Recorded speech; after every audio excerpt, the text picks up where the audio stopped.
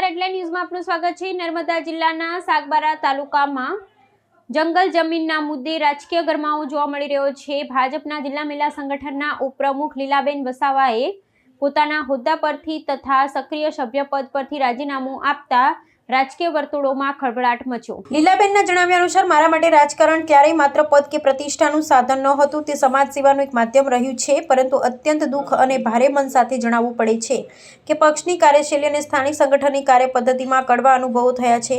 આદિવાસી સમાજના અનેક પ્રશ્નો વારંવાર રજૂઆત કરવા છતાં તેમને અપેક્ષિત ગંભીરતા આપવામાં આવી નથી। જનતાના પ્રશ્નોને પ્રાથમિકતા મળતી નથી। જિલ્લા પ્રમુખને વારંવાર ફોન કરવા છતાં ત્યારે જિલ્લા ભાજપ સંગઠનનો ઉપપ્રમુખનો ફોન પણ જિલ્લા પ્રમુખ ઉઠાવતા નથી। ત્યારે ફોન કાને કરવો એવા મુદ્દાથી નારાજ થઈ રાજીનામું ધરી દેતા નર્મદા ભાજપ સંગઠનમાં ધજ્જિયા ઉડી જવા પામ્યા છે। આ અંગે લીલાબેન વસાવાએ વધુમાં જણાવ્યું હતું કે તેઓ સાગબારાના ખોપી ગામ સહિત 280થી વધુ જંગલ જમીનો પર વર્ષોથી ખેતી કરતા ખેડૂતોના હિતમાં ઊભા છે। તેમણે જણાવ્યું કે ખેડૂતોના પ્રશ્નોને લઈ પાર્ટીના આગેવાનો અને હોદ્દેદારોનો સહકાર ન મળતા મેં રાજીનામું નર્મદા જિલ્લા ભાજપના પ્રમુખને આપી દીધું છે। તેમણે વધુમાં જણાવ્યું કે ઉમરપાડા સહિત અન્ય તાલુકામાં ખેડૂતો જંગલ જમીન પર ખેતી કરી રહ્યા છે, જ્યારે સાગબારા તાલુકાના ખેડૂતોને છેલ્લા 1 વર્ષથી ખેતી કરવા દેવામાં આવતી નથી। આ મુદ્દે ખેડૂતોને ન્યાય મળે તે માટે પક્ષના આગેવાનો સમક્ષ અનેક વખત રજૂઆત કરવામાં આવી હતી, પરંતુ કોઈ હકારાત્મક સહકાર મળ્યો ન હોવાથી રાજીનામું આપવાનો નિર્ણય લેવાયો। લીલાબેન વસાવાએ જણાવ્યું કે હવે આ લડત માત્ર તેમની વ્યક્તિગત નથી, પરંતુ ખોપી સહિતના ગામોના ખેડૂતો સાથે મળી જંગલ જમીનના પ્રશ્ને એકજૂથ થઈ લડત આપવામાં આવશે। બીજી તરફ સમગ્ર મામલે ખેડૂતો વન વિભાગ વચ્ચેનો વિવાદ વધુ ઉગ્ર બનવાની શક્યતા વ્યક્ત કરવામાં આવી રહી છે। હાલ આ રાજીનામા બાદ સાગબારાના રાજકીય અને સામાજિક વર્તુળોમાં ચર્ચાઓ તેજ બની છે। રિપોર્ટ દીપક જગતાપ, રાજપીપળા। ઓફિસરોની હાથે જે બી કંઈક ઘટના બની છે તે નહીં બનવી જોઈએ અને નહોતી બનવી જોઈતી હતી, અને ખરેખર આ લોકોનો જે હક અધિકાર છે એ જે બંધ કરવા માટે આ જે ફોરેસ્ટ ખાતું કરી રહ્યું છે, વર્ષોથી ખેતી કરે છે।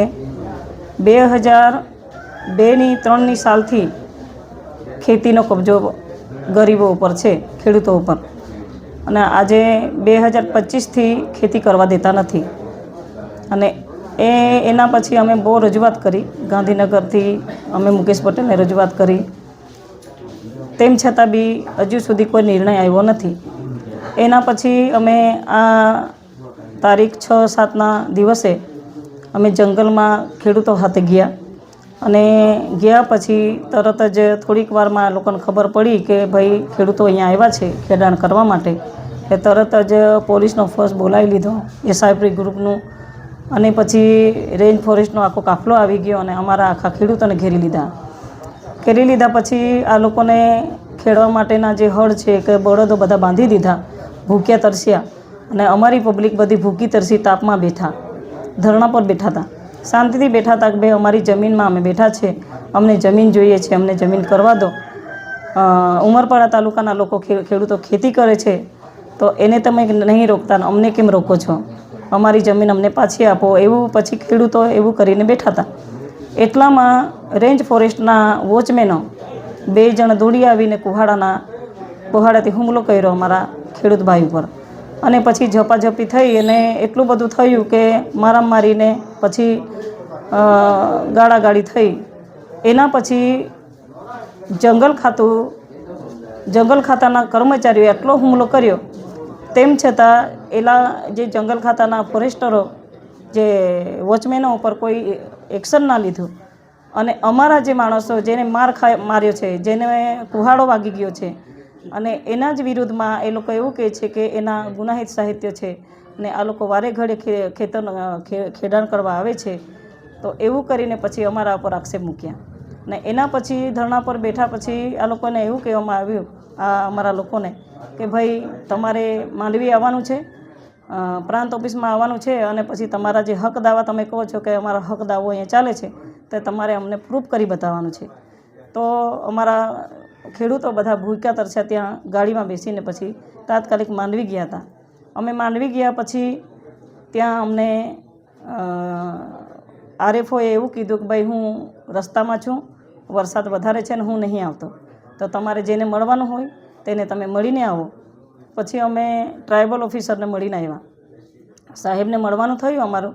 સાહેબે અમને એવું કીધું કે ભાઈ તમારા હક દાવા અહીંયા પેન્ડિંગ છે, અને અમે તમને હુકમ લખીને આપ્યા છે કે ભાઈ તમારા અહીંયા હક દાવા પેન્ડિંગ છે, જ્યાં સુધી હુકમ નહીં આવશે ત્યાં સુધી પણ તમે ખેતી ખેડી શકો છો. અને જો તમને રોકશે તો તમારે આ રેન્જ ફોરેસ્ટ ખાતાને તમારે આ હુકમ બતાવવાના છે, તો તમને કોઈ રોકશે નહીં.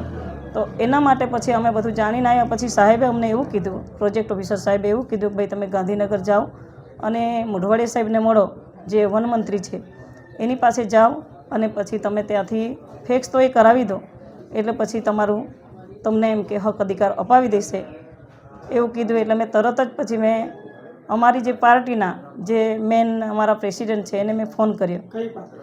બીજેપી ભાજપ પાર્ટીના જે અમારા જિલ્લાના પાર્ટીના પ્રેસિડેન્ટ છે એને મેં ફોન કર્યો. સતત ફોન કર્યા જ્યાં અમે 7-8 વાગ્યા સુધી અમે ઓફિસમાં જ હતા. તેમ છતાં સાહેબે ફોન નહીં ઉપાડ્યો. એટલે પછી નારાજ થઈને પછી મેં સંસદને ફોન કર્યો, મનસુખભાઈ સાહેબને. મનસુખભાઈએ મને રિસ્પોન્સ આપ્યો, કીધું કે ભાઈ તમારા પ્રેસિડેન્ટને તમે ફોન કરો, તમે એને રિક્વેસ્ટ કરો કે એપોઇન્ટમેન્ટ લઈ લે, અમે તમારી સાથે છે, આપણે બધા ગાંધીનગર જઈશું અને રજૂઆત કરીશું, અમે તમારી સાથે છે એવું. પણ જો પ્રેસિડેન્ટે ફોન ઉઠાવ્યો નહીં અને અમારા માટે જરાક બી અમને રિસ્પોન્સ નથી આપ્યો, તો પછી અમને કોણ સાંભળશે? અમારી પબ્લિકને કોણ સાંભળશે? અને મારો હોદ્દો શું કામનો? જો હું પાર્ટીના આધીન રહીને હું પાર્ટીનું આટલું બધું કામ કરું છું અને તેમ છતાં પાર્ટી ના સાંભળે, પાર્ટીના આગેવાનો મને ના સાંભળે, તો પછી મારા પબ્લિકનું શું થશે? એના માટે મેં મારા પબ્લિકનો વિચાર કરીને પછી મેં રાજીનામું ધરી દીધું છે. જો સરકાર તમારી વાતને રજૂઆતને ના સાંભળે તો તમે આગળની રણનીતિ શું રહેશે? હું ગાંધી ચિંધ્યા માર્ગે જઈશ, મારી પબ્લિકને સાથે રાખીને જ્યાં સુધી અમારી જમીન અમને મળશે નહીં ત્યાં સુધી અમે લડત ચાલુ રાખીશું. મારું નામ લીલાબેન, હું ખોપી ગામની વતની છું, અહીંની દીકરી છું અને જિલ્લા ભાજપની ઉપપ્રમુખ છું.